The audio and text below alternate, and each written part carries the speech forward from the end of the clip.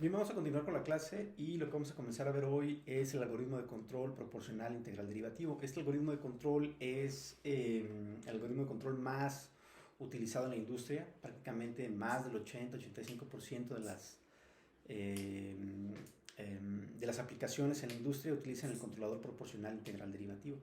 Es un controlador que funciona muy bien, es muy robusto, como lo vamos a ver en clase, tiene tres diferentes acciones y cada una de esas acciones tiene un objetivo en específico. ¿Sí? La acción proporcional es la acción de fuerza, la que me permite tener eh,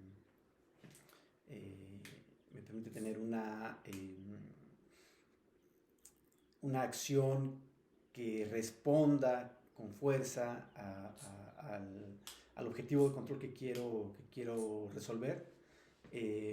La acción integral es la que me permite alcanzar un error en estado estacionario exactamente igual a cero, mientras que la acción derivativa me permite eh,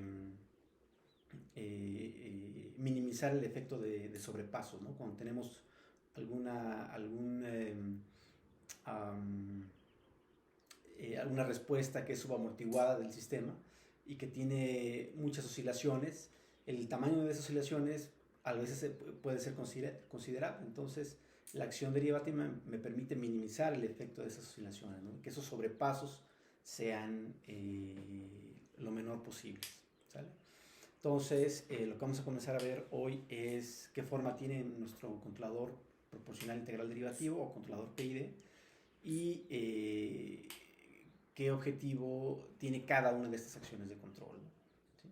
Entonces, y como vamos a ver, pues es un controlador muy fácil de programar, es un controlador muy utilizado que nos permite resolver problemas de control para la industria, ¿no? Es decir, ¿cuáles son los principales problemas de control que queremos resolver? Bueno, el problema principal o el problema más básico de control es el de la estabilización. Si tenemos un sistema que es inestable en lazo abierto, a través de un lazo cerrado, utilizando una ley de control, PID, podemos estabilizarlo.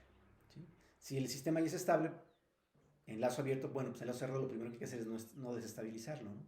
Y lo segundo es seguir una referencia, ¿no? Seguir una señal de referencia.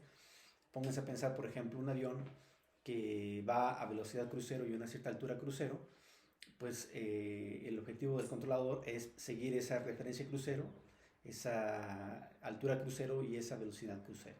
¿Sale? Entonces, tratar de regular la altura del avión a esa altura crucero, que son, si bien me acuerdo, 10.000 pies, y a esa velocidad crucero, que normalmente un avión en su velocidad crucero viaja más o menos a 1.000 kilómetros por hora.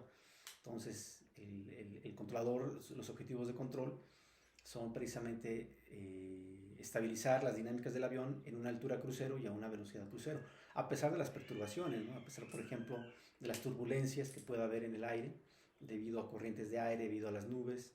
Entonces, lo que tiene que hacer nuestro controlador es mantener el avión estable, ¿sí? En una altura crucero y una velocidad crucero en estado estacionario, a pesar de las perturbaciones que pueda haber en el aire, ¿no? Y los aviones utilizan controladores PID.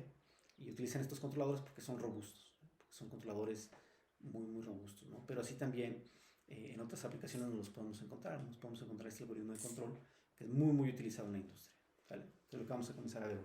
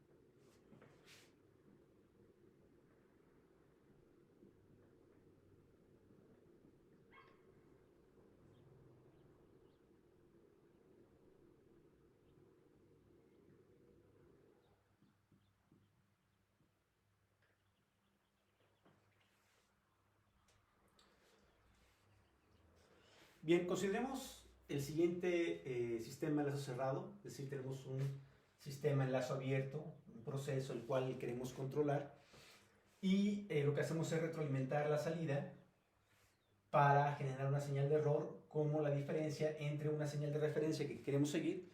Pónganse a pensar que este es un avión, ¿sí? Entonces queremos que el avión se encuentre volando a una cierta velocidad crucero.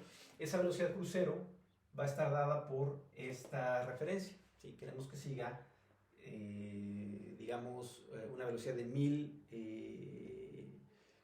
kilómetros por hora. Entonces esta va a ser nuestra referencia, nuestra velocidad crucero. Y esta va a ser la velocidad real del avión, ¿sí?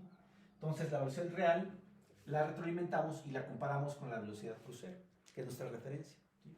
Y esa diferencia, la referencia que queremos menos la señal real, la que existe en la realidad, nos genera una señal de error. Esa señal de error se la vamos a inyectar como entrada a nuestro controlador, a un controlador automático, que para nuestro caso va a ser un controlador PID, ¿sí? Un controlador que su objetivo va a ser generar una señal de entrada, es decir, no sé, la potencia de los motores, ¿sí? Que van a modificar las dinámicas del avión para generar una cierta velocidad, ¿sí? Entonces, lo que tiene que hacer este controlador, que en nuestro caso va a ser un controlador PID, un controlador proporcional integral derivativo, va a ser, a partir de una entrada de error, generar la salida de manera automática que haga que este proceso alcance una salida igual a la referencia. De manera que en el momento en que la referencia sea igual a la salida, o más bien dicho, la salida real del sistema sea igual a la referencia, lo que tenemos en la realidad sea igual a lo que queremos, ¿sí? Es decir, la señal de error sea igual a 0, pues alcanzamos nuestro objetivo de control, ¿sí? La idea, el objetivo de este controlador es hacer que el error sea exactamente igual a 0. Lo que tiene que hacer es proponer una señal de entrada de nuestro proceso para que la salida del proceso sea exactamente igual a la referencia, porque en el momento en que la referencia sea igual a la salida, al momento de restar R menos Y, el error es igual a 0. Entonces ese es el objetivo de este controlador PID, ¿sí? Hacer que este error sea exactamente igual a 0, porque en el momento en que este error es igual a 0, entonces la salida va a ser igual a la referencia. Y si la salida real del proceso es igual a la referencia, entonces esta señal alcanzó la referencia. En el caso del avión, en el momento en que la altura real es igual a la altura de referencia, a la altura crucero, el avión ya se encuentra volando a una cierta altura crucero, o si la referencia es la velocidad crucero, en el momento en que el avión alcanza la velocidad crucero, entonces el avión se va a encontrar volando exactamente a la velocidad crucero a la que tiene que ir volando un avión, que es más o menos 1000 kilómetros por hora, ¿sí?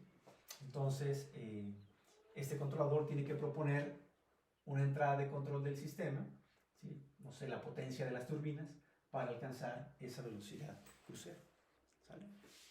Ahora, claramente, este PID y este proceso, este controlador y este proceso, los podemos sustituir por funciones de transferencia, ¿no? Nosotros sabemos que un diagrama de bloques lo hacemos en función, o lo hacemos utilizando funciones de transferencia. Las funciones de transferencia de el sistema o el proceso que yo quiero controlar, y la función de transferencia del controlador PID que voy a utilizar, o que vamos a utilizar para controlar este sistema, ¿sale? Entonces, este diagrama de bloques lo podemos sustituir utilizando las funciones de transferencia de nuestro controlador PID y nuestro controlador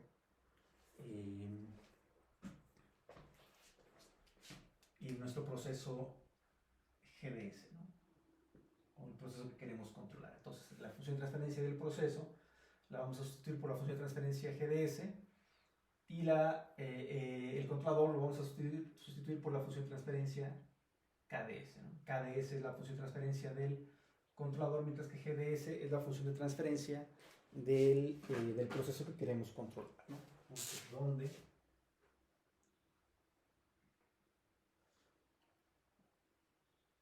GDS es la función de transferencia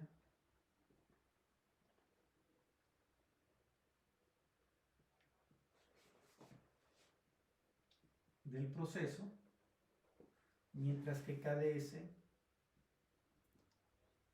es la función de transferencia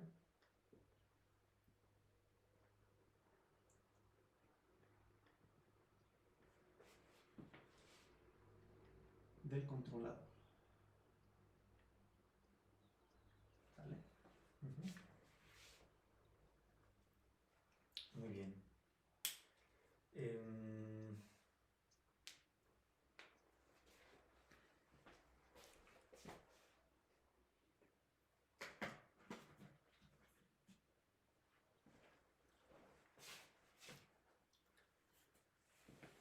Ahora aquí la pregunta es qué forma tiene este controlador, ¿sí? ¿Qué forma tiene esta función de transferencia KDS?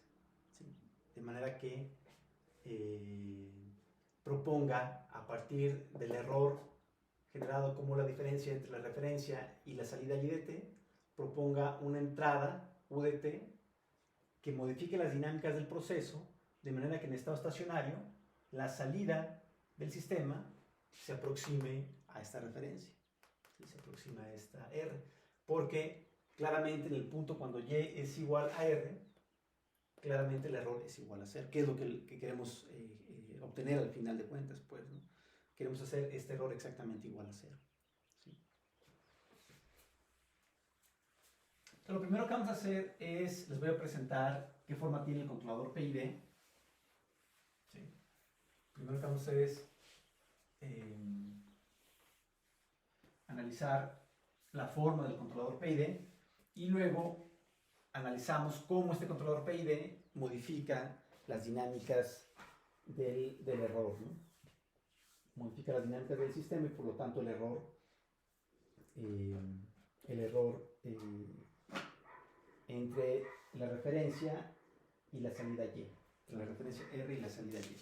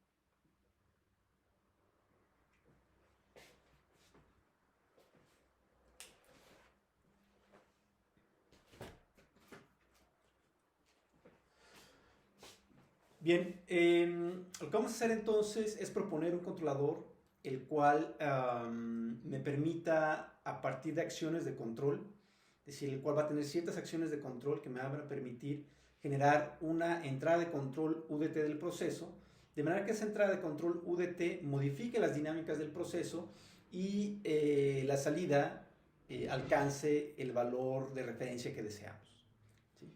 Entonces, este controlador que va a tener acciones, por un lado, proporcional, por otro lado integral y por otro lado derivativa, y es por eso que se conoce como el controlador PID, ¿sí? Porque es un controlador que tiene una acción proporcional, una integral y una acción derivativa. Tiene un modelo matemático formado por claramente una parte integral y una parte derivativa, y esas tres acciones de control se amplifican y se suman para generar una acción de control completa, ¿sí? Vamos a ver en qué nos ayuda la acción proporcional. Más adelante vamos a ver en qué nos ayuda la acción proporcional, en qué nos ayuda la acción integral y en qué nos ayuda la acción derivativa. Y vamos a ver que cada una de estas acciones son complementarias, ¿sí? De manera que la acción conjunta nos van a permitir estabilizar, por un lado, las dinámicas del sistema en lazo cerrado, ¿sí? Es decir, si nuestro sistema es inestable en lazo abierto, por medio de estas acciones de control vamos a poder estabilizar las dinámicas del sistema en lazo cerrado, ¿sí? Si el sistema ya es estable en lazo abierto, bueno, lo primero que tenemos que asegurar es que en lazo cerrado no lo desestabilicemos, ¿sí? Utilizando estas acciones de control. Y por otro lado, que alcancemos un error en estado estacionario exactamente igual a cero, porque si el error en estado estacionario es exactamente igual a cero, entonces la salida del sistema YDT ha alcanzado la referencia RDT, que es precisamente lo que queremos lograr, es nuestro objetivo de control, ¿no? Entonces, este controlador tiene un modelo matemático dado por UDT igual a KP por EDT más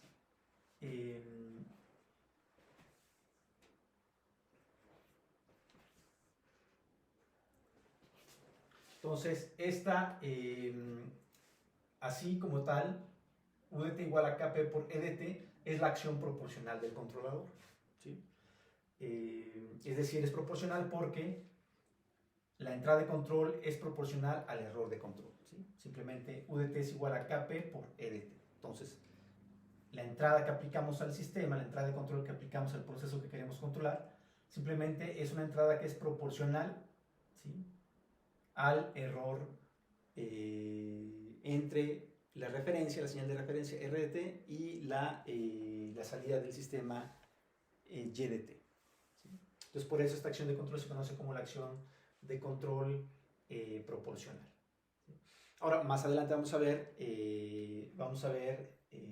las ventajas y desventajas de esta acción de control proporcional. Pero pónganse a pensar, por ejemplo, si van en un auto. Si van en un auto y originalmente van a 0 y quieren ir a 100 km por hora, pues claramente tienen que aplicar una acción de control muy fuerte. Es decir, si yo tengo el auto parado y quiero ir a 100 km por hora, pues yo le piso al acelerador, ¿no? Si le aplico una acción de control fuerte, dado que el error entre la velocidad actual y la velocidad a la que yo quiero ir, la velocidad actual que es 0 km por hora y la velocidad a la que quiero manejar 100 km por hora, pues es muy grande, ese error es muy grande, entonces tengo que aplicar una acción de control muy grande, ¿sí? Entonces, esta acción de proporcional es precisamente lo que hace, ¿sí? Si mi error es muy grande, aplico una acción de control grande. Si mi error es pequeño, aplico una acción de control pequeña. Claramente, cuando me estoy acercando a los 100 km por hora, pues tengo que aplicar una acción de control pequeña, es decir, tengo que soltar el acelerador, porque si sigo apretando el acelerador mucho, si mi acción de control sigue siendo fuerte, pues me voy a pasar, ¿sí? Voy a tener un sobrepaso muy grande, ¿no? Seguramente me voy a ir hasta 150 km por hora, 200 km por hora, y yo no quiero eso. Yo claramente quiero ir a una velocidad de 100 km por hora. Entonces, cuando el error es muy grande, pues yo aplico una acción de control muy grande. Pero cuando me voy acercando a los 100 km por hora, pues yo voy quitando el pie del acelerador, ¿sí? Voy haciendo que mi acción de control sea cada vez más pequeña. De manera que cuando el error sea exactamente igual a 0, ¿sí?, entonces yo aplico una acción de control igual a 0, porque el error ya es igual a 0. Ya no tengo por qué aplicar más más control. Entonces eso pasa cuando vamos manejando un auto. Si ya veo que yo voy a 100 kilómetros por hora, pues yo suelto el acelerador, ¿no? Y ya no aplico acción de control porque ya voy a 100 kilómetros por hora. Si yo quito el pie del acelerador, entonces seguramente el auto va a empezar a disminuir su velocidad. Cuando empiece a disminuir su velocidad, aprieto un poquito más el acelerador para que accione una acción de control sobre el motor, y otra vez el auto acelera un poquito, pero claramente ya no aplica una acción de control muy grande, dado que el error es pequeño, ¿no? Si el error es pequeño, la acción de control es pequeña, ¿no? Si voy en lugar de 100 km por hora, voy a 98 km por hora, pues yo aplico una acción de control pequeña, es decir, piso un poquito el acelerador, dado que el error es pequeño, ¿no? Entonces, como el error es pequeño, pues la acción de control tiene que ser pequeña, ¿no? ¿Sí? Entonces, esta es la acción de control proporcional, ¿no? Esa acción de control la aplicamos todos, ¿no? En nuestra vida diaria, ¿no? ¿Sí? ¿Sí? Pongas a pensar en una señora que vende quesadillas en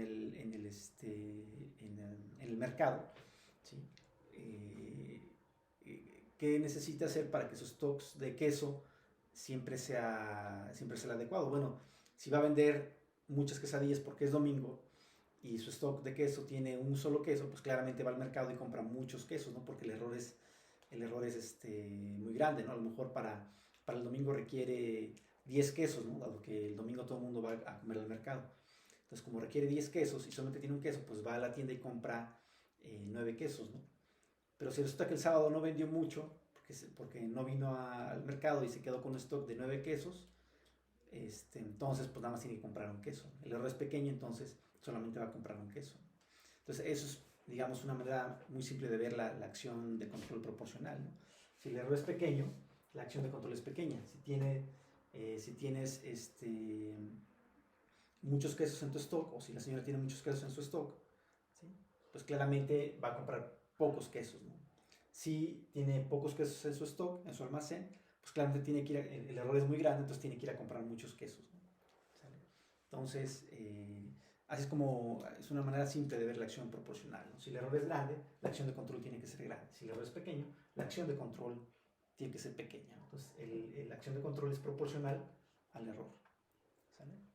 Ahora, vamos a ver que esta acción de control tiene sus limitaciones, ¿sí? Entonces, como tiene sus limitaciones, tenemos que complementar esa acción de control. ¿Cómo la complementamos? Bueno, con una acción de control integral. Entonces, lo que vamos a hacer aquí es agregar una acción de control integral.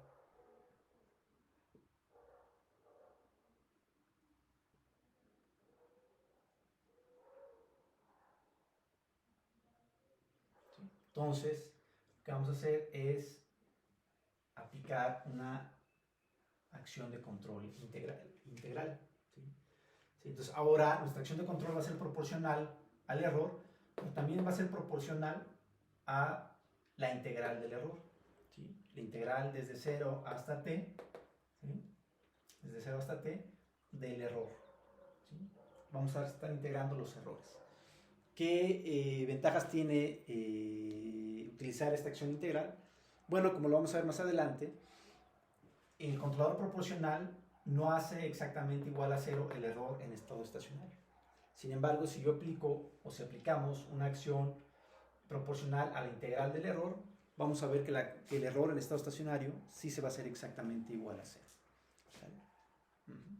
Entonces, un controlador proporcional integral, un controlador que es proporcional al error y proporcional a la integral de este error, me permite resolver mi problema de control.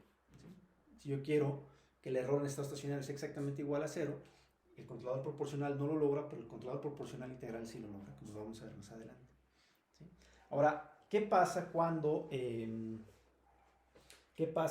tenemos sobrepasos importantes? ¿Qué pasa si de repente yo me estoy acercando a mi referencia, ¿sí? Estoy llegando a mi referencia y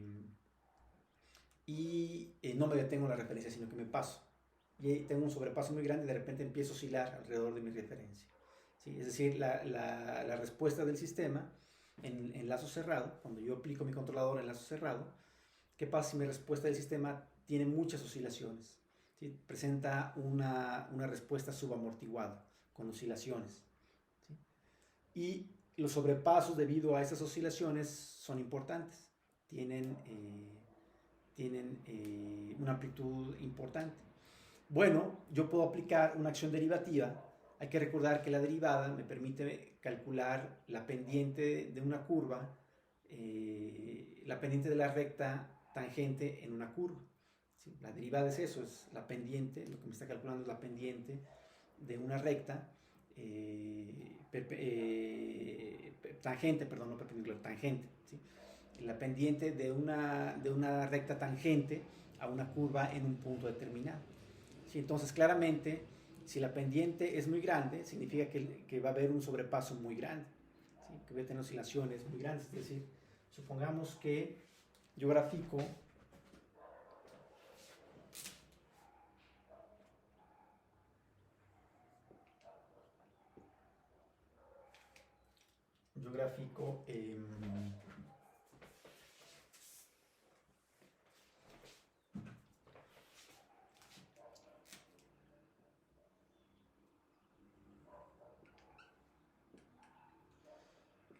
el error contra el tiempo.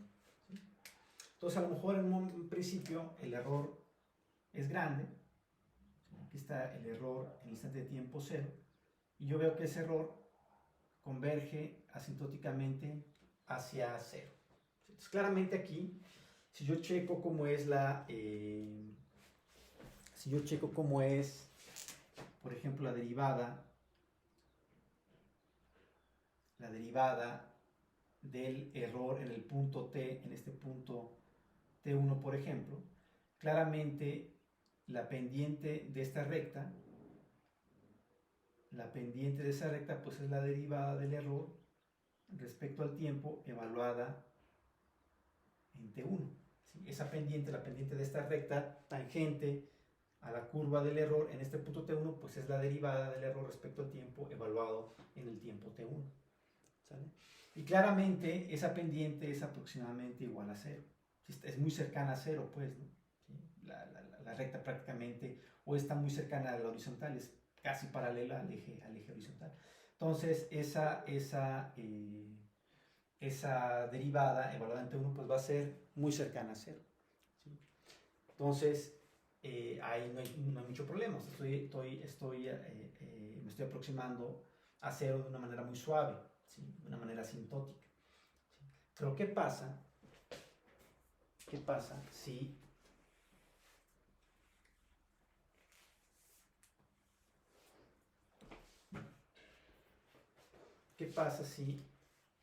la respuesta es una respuesta subamortiguada? Claramente, si se dan cuenta, la respuesta que vimos era una respuesta sobreamortiguada, ¿no? ¿Sí? No había oscilaciones. Pero ¿qué pasa si mi respuesta es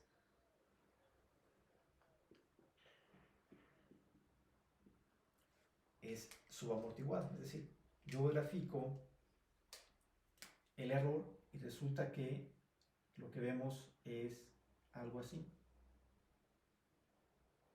¿Sí? Analicemos, por ejemplo, cuánto vale la pendiente en este punto, por ejemplo. ¿Sí? ¿Sí? Si vemos la recta tangente a la curva del error en ese punto, es decir, esa recta tangente tiene una pendiente que es la derivada del error respecto al tiempo, evaluada, por ejemplo, en aquí T1, ¿no? Evaluada en T1. Y esa pendiente claramente es mayor a 0. ¿Sí? Es una pendiente que es prácticamente perpendicular al eje vertical. ¿Sí? Entonces es una pendiente que va a ser mucho mayor a 0. ¿Sí? Entonces eso hace que la respuesta del sistema, que es subamortiguada, tenga sobrepasos importantes. ¿Cómo puedo hacer yo para tratar de amortiguar esos sobrepasos bien importantes? ¿Sí? De manera que en lugar de que tenga esta respuesta, pues tenga una respuesta un poquito más amortiguada. ¿Sí? De manera que, pues sí, a lo mejor no puedo evitar que haya oscilaciones, pero que esos sobrepasos sean menores. Bueno, yo sé que esa información, la información de los sobrepasos, me la da precisamente esta derivada, ¿no? Porque si esta derivada es mucho mayor a 0, los sobrepasos van a ser muy importantes, pero conforme esta derivada tienda a cero, conforme esta derivada tenga pendientes más cercanas a cero, si claramente, si yo veo en este punto T2, ¿sí? Claramente la derivada del error respecto al tiempo, en el tiempo T1, claramente es mayor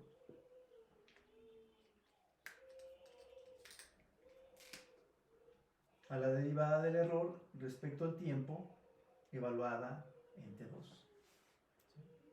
Entonces yo lo que quiero es hacer que tienda la respuesta del sistema a una respuesta, que bueno, yo lo que quiero es que la respuesta del sistema tienda a respuestas donde la derivada del error respecto al tiempo sea menor, porque yo sé que si esa derivada del error respecto al tiempo es menor, entonces la pendiente de este error, la pendiente de la recta tangente a la curva del error va a ser también menor. ¿Sale? Entonces, ¿cómo hacemos eso? Bueno, pues precisamente también agregando una acción proporcional a la derivada del error, porque yo sé que esa derivada me da la información sobre estos sobrepasos. ¿Sí? Entonces, lo que vamos a hacer aquí es agregar una acción proporcional a la derivada del error. ¿Sí? ¿Sí? Entonces, tenemos el modelo matemático de nuestro controlador proporcional, integral y derivativo. ¿Sí? Una acción que va a ser proporcional al error, que me va a dar la acción de fuerza del controlador. Si el error es grande, la acción de control tiene que ser grande. Si el error es pequeño, la acción de control tiene que ser pequeña. Una acción que va a ser proporcional a la integral del error, que me va a permitir hacer el error en estado estacionario exactamente igual a cero.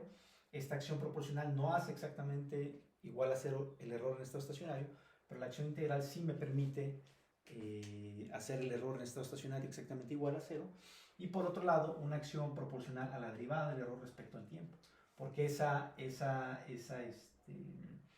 acción de control me va a permitir minimizar los sobrepasos, ¿sí? Me va a permitir minimizar los sobrepasos que pueda tener la respuesta oscilatoria del sistema, ¿sí? La respuesta subamortiguada del sistema. Si el sistema no tiene respuesta subamortiguada, no tiene caso agregar esta acción derivativa, basta con la acción proporcional integral. Pero si la respuesta del sistema tiene una respuesta oscilatoria, entonces sí conviene agregar esta acción derivativa, ¿no? Para tratar de hacer estos sobrepasos cada vez más pequeños. ¿Sale?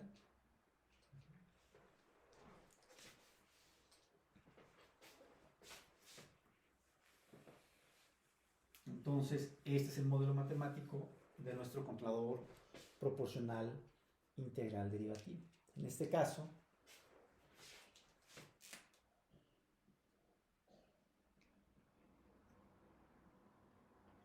UDT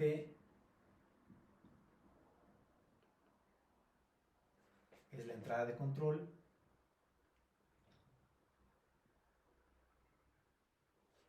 del sistema en lazo abierto.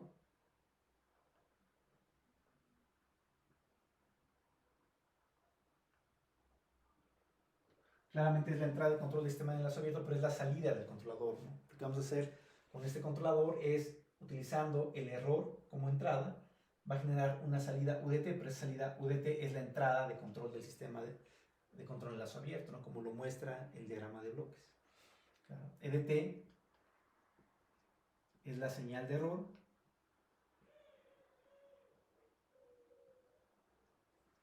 La señal de error definida como EDT igual a RDT menos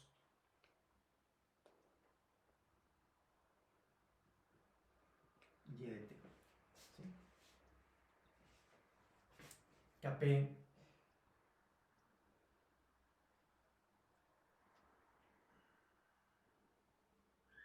es la constante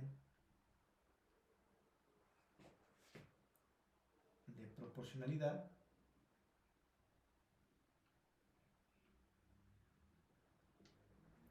TI es la constante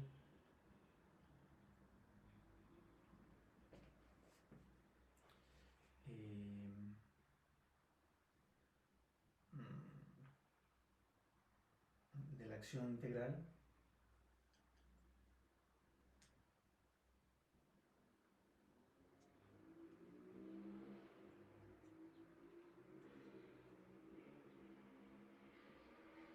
mientras que TD es la constante de la acción derivativa, ¿no? Ponerlo aquí, voy a tener que poner, vamos a tener que poner arriba.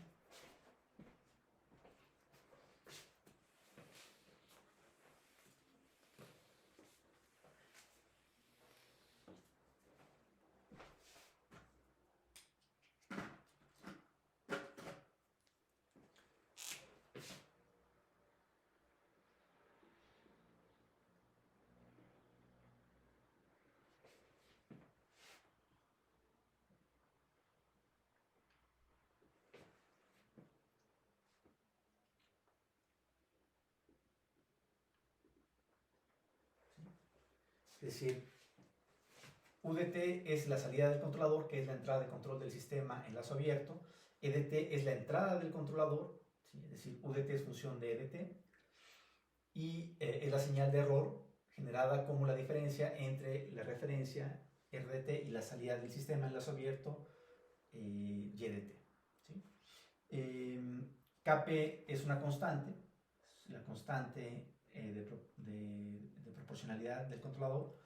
TI es la constante de la acción integral, mientras que TD es la constante de la acción derivativa. ¿Sí? Entonces, este es el modelo matemático de nuestro controlador proporcional integral derivativo. ¿Sale? Muy bien. Ahora, claramente,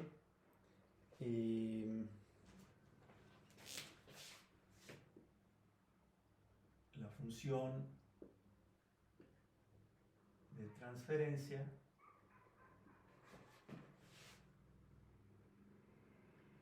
del controlador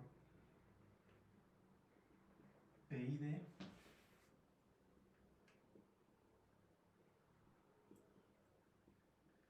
está dada por, claramente, la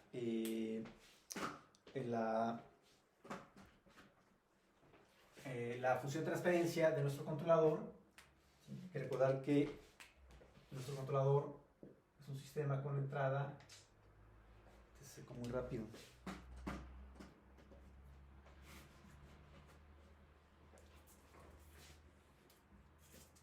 ¿Sí? Tenemos nuestro controlador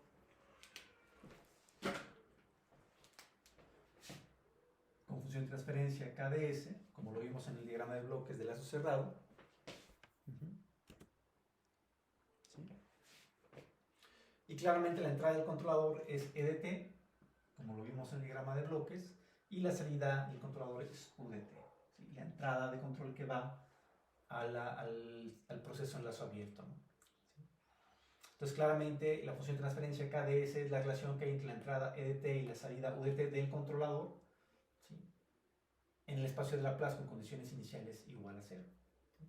Es decir, KDS, dado que son señales escalares, pues es simplemente la relación que hay entre la salida UDS y la entrada EDS en el espacio de Laplace, perdón, con condiciones iniciales igual a 0. Ahora, ¿qué forma tiene esa función de transferencia KDS? Bueno, pues hay que aplicar la transformada de Laplace a este modelo matemático del controlador PID. Y claramente, si aplicamos la transformada de Laplace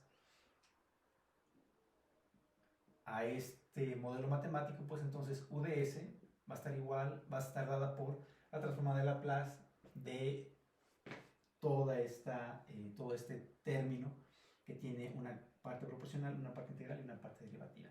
Claramente Kp por EDS tiene transformada de Laplace,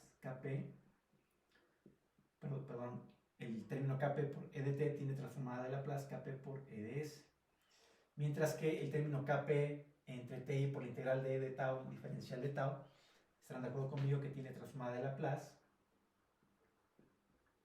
Kp entre ti por la transformada de Laplace de la integral de tau diferencial de tau de 0 a t, y ese es simplemente EDS entre S. ¿Sí? Mientras que la transformada de Laplace de Kp por Td por la derivada de E respecto al tiempo, pues va a tener transformada de Laplace Kp por Td, ¿sí? Por la transformada de Laplace de la derivada de E con respecto al tiempo. Y simplemente, aunque son con condiciones iniciales igual a 0, pues simplemente va a ser S por E de S. ¿Sale? ¿Sí?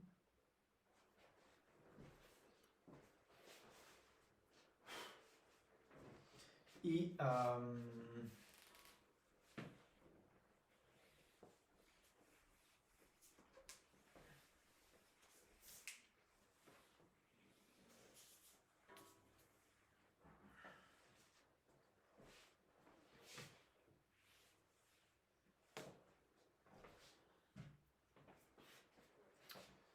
¿sí? De aquí podemos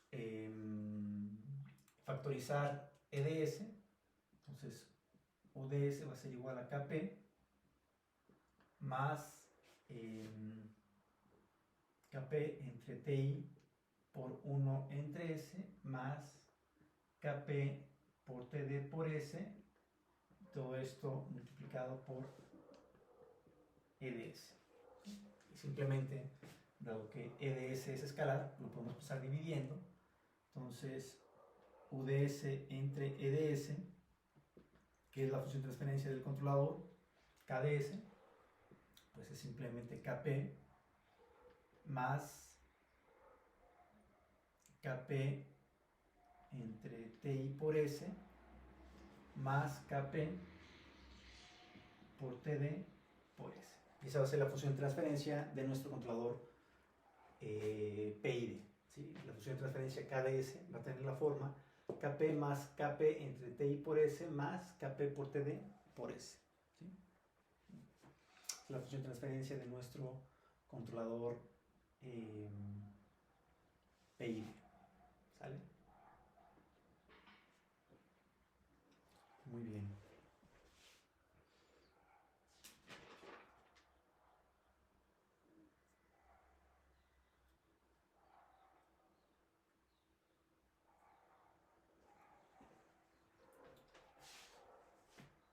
Ahora, ¿qué forma tiene la función de transferencia en lazo cerrado? ¿Sí?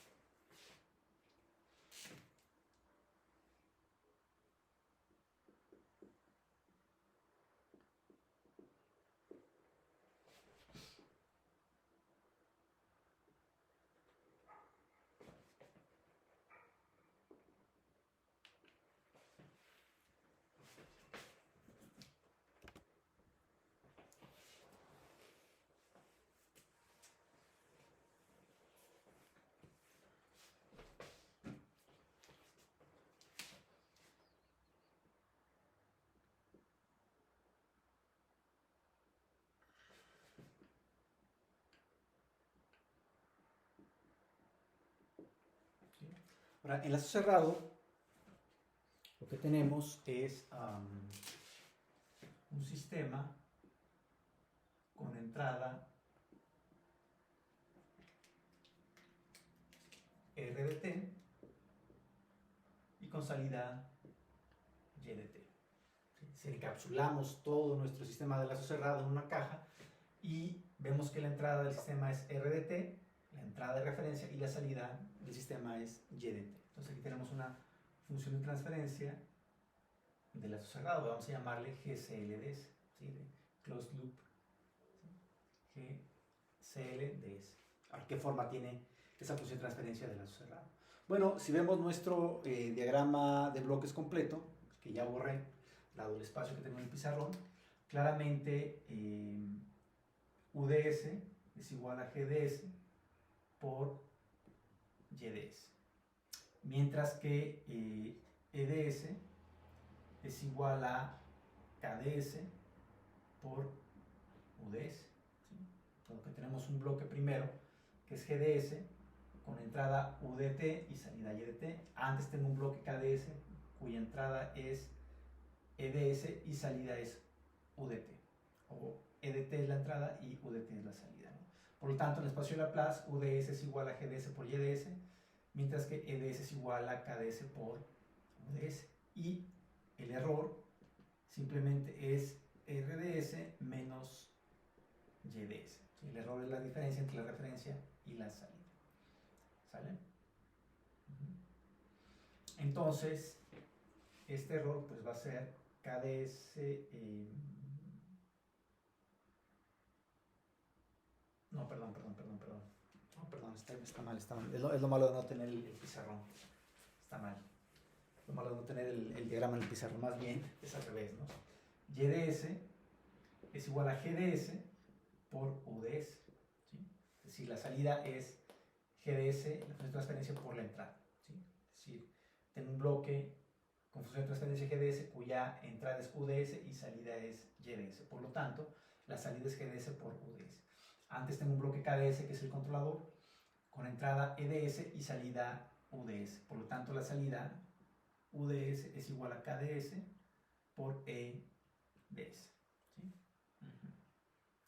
Y ahora el error, efectivamente, es la diferencia entre la referencia y la salida. ¿Sí? ¿Sí? Mi señal de error yo la genero como la diferencia entre la referencia, la señal de referencia y la salida del sistema, ¿no? Por lo tanto, esta señal de entrada es el controlador por EDS, pero EDS es la referencia menos la salida, es decir, es KDS por RDS menos KDS por YDS. ¿Sí? Y esta señal de control pues es simplemente GDS, perdón, la salida del sistema YDS igual a GDS por UDS, pero UDS está dada por esta expresión. Entonces GDS que multiplica a UDS, y UDS es KDS por RDS menos KDS por YDS. ¿Sí? Entonces pueden verificarlo con el diagrama de lazo cerrado que vimos al principio. ¿Sí? Entonces, YDS va a ser igual a GDS por KDS por RDS menos GDS por KDS por YDS.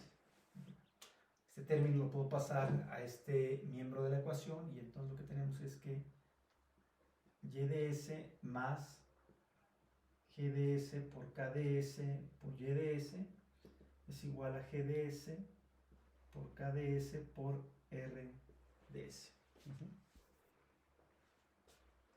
Y así aquí factorizamos YDS, pues YDS que multiplica a 1 más GDS por KDS va a ser igual a GDS por KDS por RDS. Luego entonces YDS va a ser igual a GDS por KDS por RDS, todo esto entre 1 más GDS por KDS. Y si nos damos cuenta, la función de transferencia de lazo cerrado me permite relacionar a la salida YDS con la entrada RDS en el espacio de Laplace con condiciones iniciales igual a 0. ¿Sí? Por lo tanto, la función de transferencia del lazo cerrado va a ser la salida YDS entre la entrada RDS, es decir, es la relación que hay entre la salida Y y la entrada R en el espacio de Laplace con condiciones iniciales igual a 0, y va a estar dada por GDS por KDS entre 1 más GDS por KDS. ¿Sí? Simplemente es la función de transferencia de un sistema enlazo cerrado, ¿no? Esta ya la habíamos visto antes, ¿no? La función de transferencia de un sistema enlazo cerrado. Entonces, lo que tenemos es la función de transferencia de un sistema enlazo cerrado, la cual involucra a la función de transferencia del proceso enlazo abierto y a nuestro controlador KDS.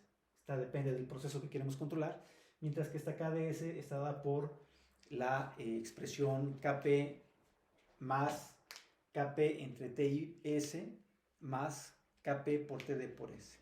¿Sí? Solamente que esta GDS pues, va a depender del proceso que queremos controlar. Si este es un tanque, pues va a ser la función de transferencia del tanque. Si este es un sistema masa resorte amortiguador, pues va a ser la función de transferencia del sistema masa resorte amortiguador. Si este es un motor eléctrico, pues va a ser la función de transferencia de un motor eléctrico y así sucesivamente, dependiendo del sistema que queramos controlar. ¿Sale? Bueno, como ejercicios, obtengan la función de transferencia del lazo cerrado del esquema de control del lazo cerrado cuando GDS es el tanque, cuando GDS es el sistema masa resorte amortiguador y cuando GDS es su motor eléctrico. ¿Sale? Y agreguen su carpeta de evidencia. Rápidamente vamos a hacer el del tanque y ustedes hagan los otros. ¿Sale? Voy a hacer el del tanque y ustedes hagan el del sistema masa resorte amortiguador y el de su motor eléctrico. ¿Sale? Y agréguenlos a su carpeta de evidencia. ¿Sale? Vamos a ponerle aquí entonces.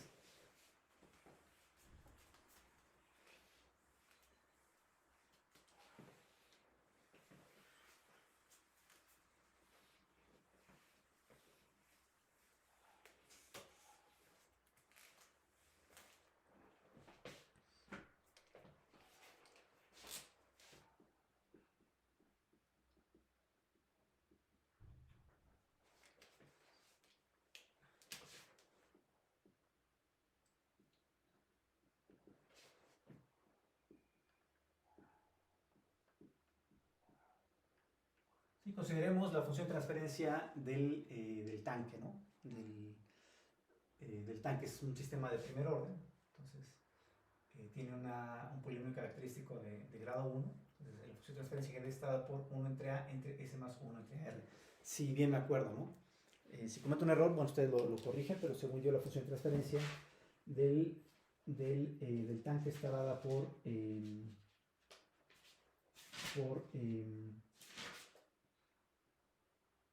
entre A entre S más 1 entre AR, ¿no?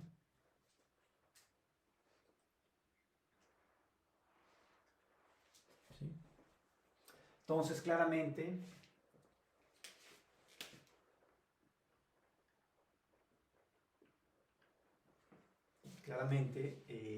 la función de transferencia del lazo cerrado, nuestro sistema de control del lazo cerrado, pues, va a estar dada por GCLDS igual a GDS, 1 entre A entre S más 1 entre AR, que multiplica KS, y KS está dada por KP más KP entre TIS más KP TDS, todo esto entre 1 más 1 entre A, todo esto entre S más 1 entre AR, que multiplica a KP más KP entre TI por S más KP por TD por S. ¿Sale? Y pues simplemente hay que desarrollar, ¿no? Entonces, GCLDS va a ser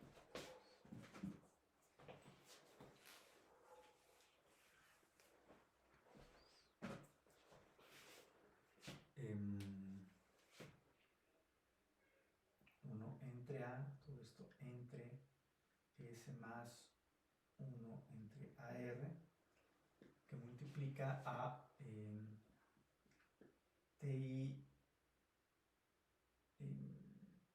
KP, TIS más KP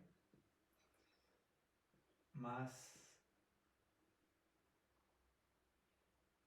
KP TI TS TD por S cuadrada, todo esto entre TI por S, ¿no? ¿Sí? KP por TI por S, más KP por TI por TD por S cuadrado, todo esto entre TI por S. ¿Sale? Todo esto entre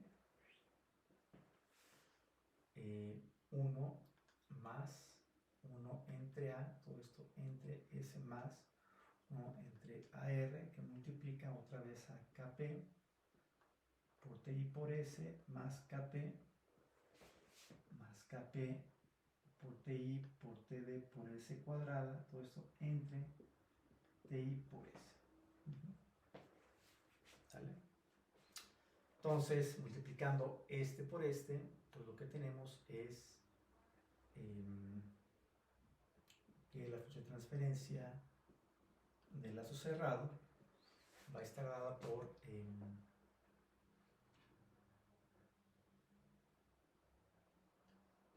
KP TI TD entre A por S cuadrada más KP TI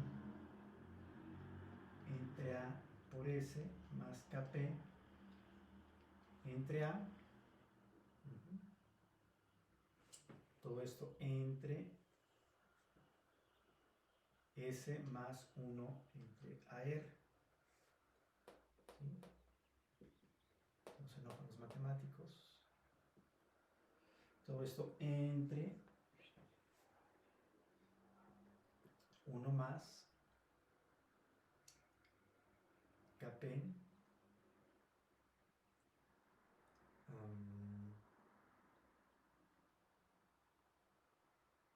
TI por TD entre A por S cuadrada más KP por TI entre A por S más KP entre A. Todo esto entre S más 1 entre AR. ¿Sí? Voy a borrar arriba.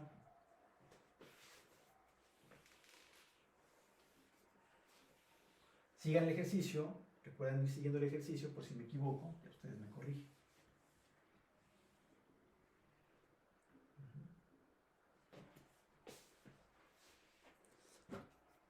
Entonces,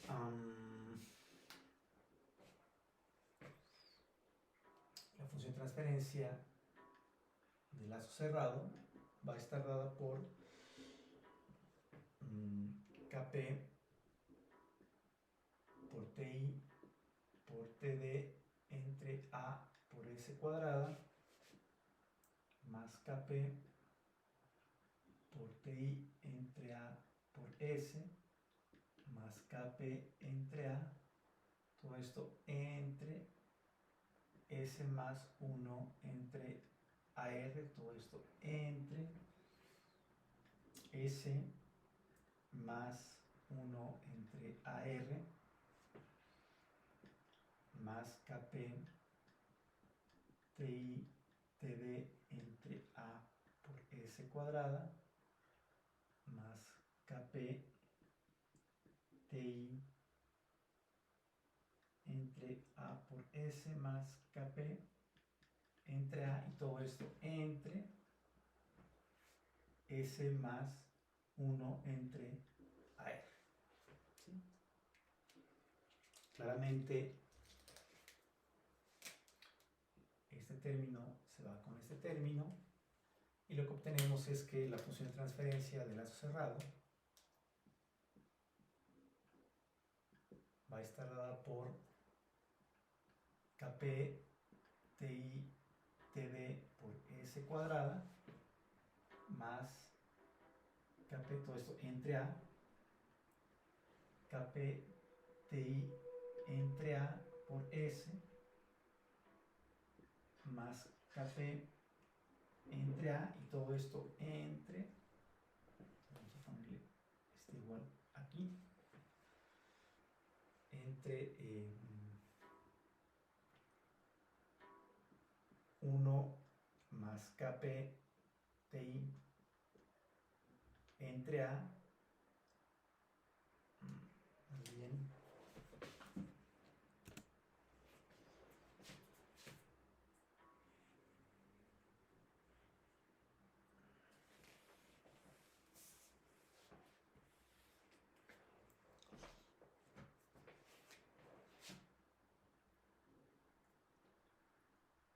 va a ser Kp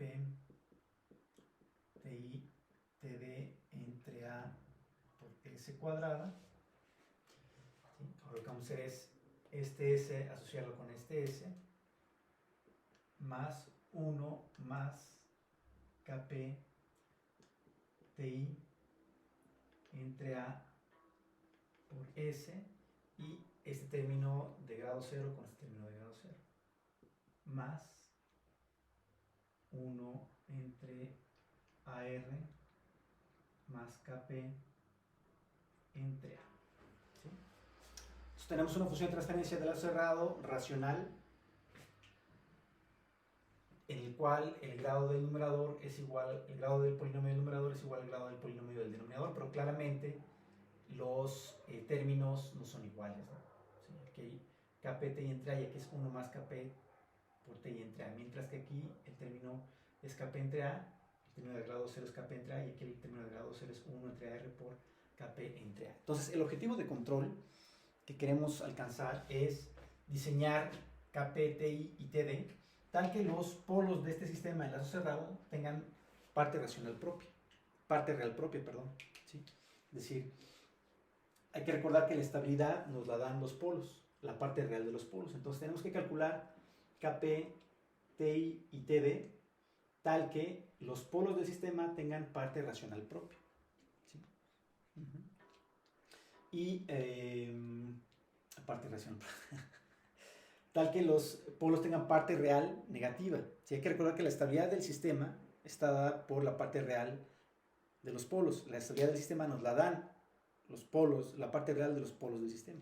Entonces, claramente aquí el sistema en lazo cerrado tiene dos polos, dado que el polinomio característico es un polinomio característico de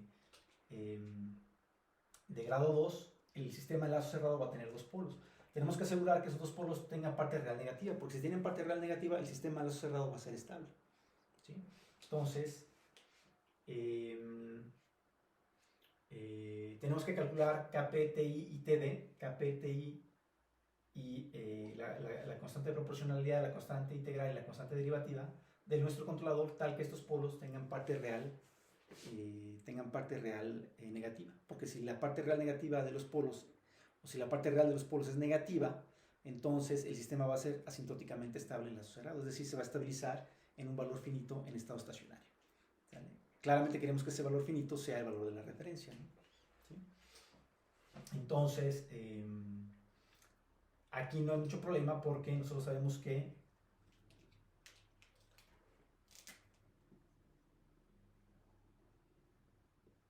claramente los polos del sistema van a ser S12 igual a menos 1 más Kp Ti entre A más menos la raíz cuadrada de 1 más Kp Ti entre A al cuadrado menos 4 veces Kp Ti Td entre A por, de hecho, por A cuadrada, si factorizo este A de aquí, por 1 entre R más Kp, todo esto entre 2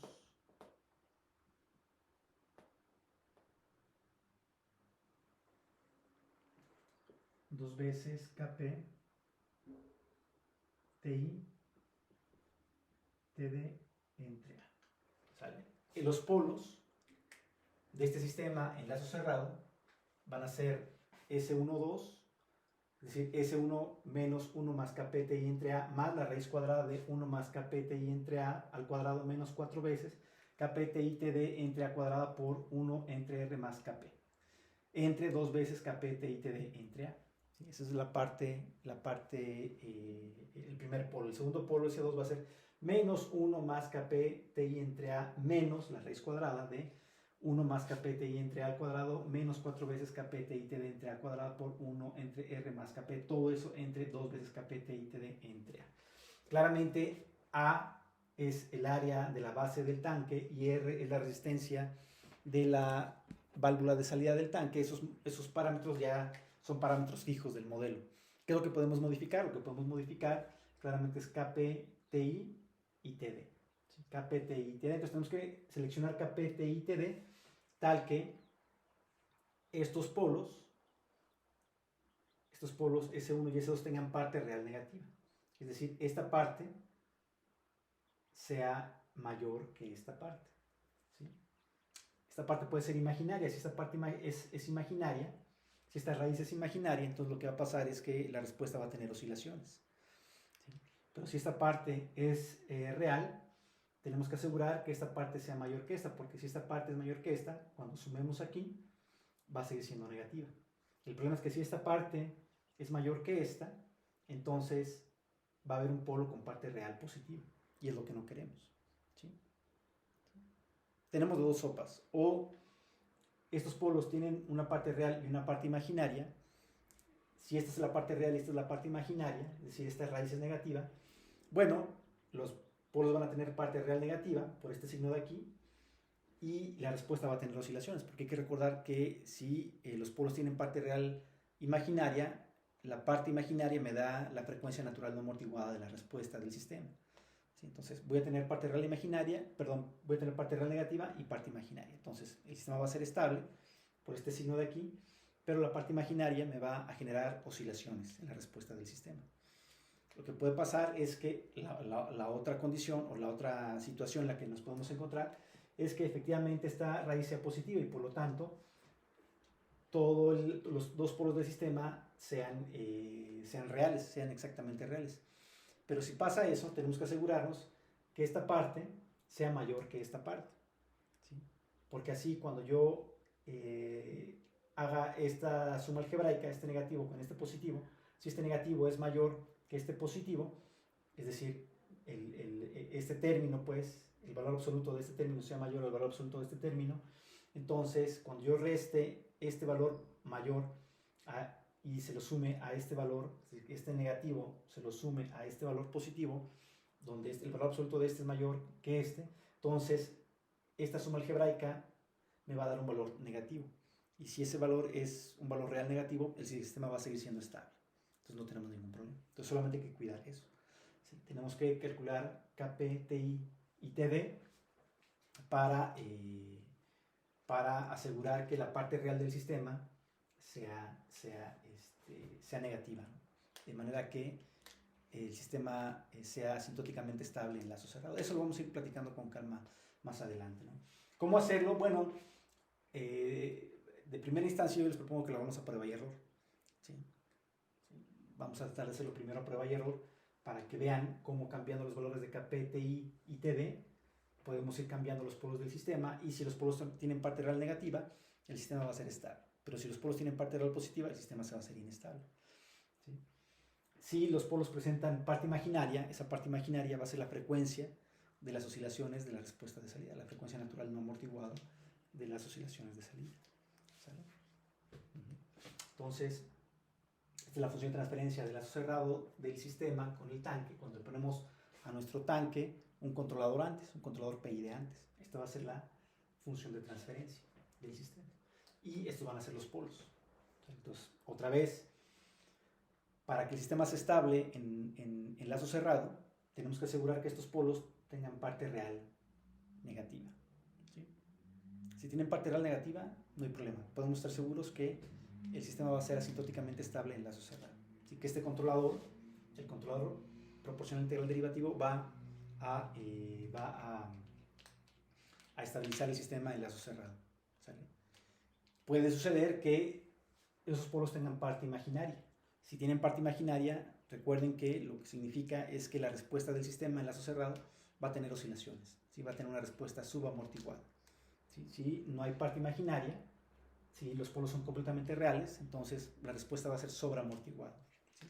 Bueno, puede ser críticamente amortiguada o sobreamortiguada, dependiendo del valor Xi, ¿no? ¿Sí? Dependiendo del el factor de amortiguamiento, Xi.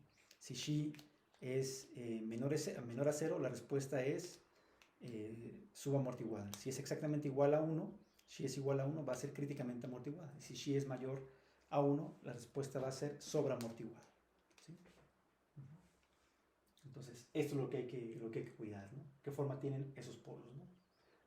Si tienen parte real y parte imaginaria, la respuesta va a ser oscilatoria. ¿Sí?